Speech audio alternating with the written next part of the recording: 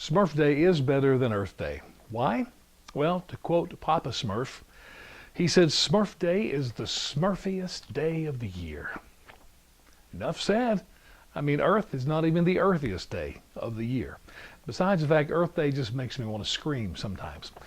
With that said, I printed this out for just to have handy. And by the way, you can get this on the web so easily. Everybody's got it. But Earth Day started in 1970, and 30 years later, in the year 2000, this guy, a journalist named Ronald Bailey, he wrote an article for Reason magazine to commemorate the 30th anniversary. And here's the title of the article: 18 spectacularly wrong predictions made around the time of the first Earth Day in 1970.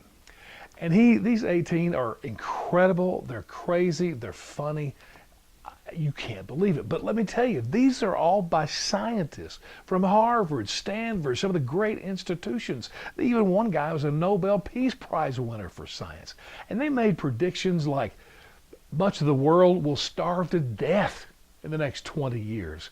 One guy even said within 15 to 30 years, the end of civilization will come. Extinction for humankind. Others said the pollution is going to get so bad that people in the cities and the states will be wearing gas masks just to survive. One guy said that pollution is going to become so bad, ready for this, by I think like 1990, that the sun's rays will not be able to get through and the land will become completely inhabitable.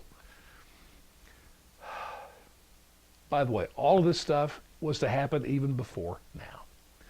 And in truth, 47 years later from 1970, we've got cleaner skies, longer lives, better health, less carbon emissions. I mean, everything about our world is so much cleaner and better than it was then. Now, I know it's about science. It's a march for science, and so we want to honor our scientists. And you know what? I do too.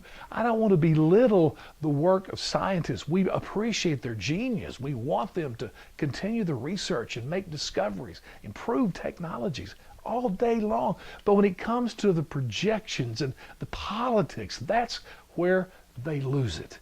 You know, I think most people would agree that Stephen Hawking may be the smartest guy in the world. The cosmologist.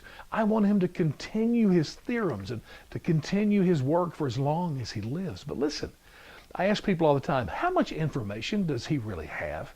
If you total up every piece of knowledge in the entire universe, I mean everything seen and unseen, how much of that is in his brain?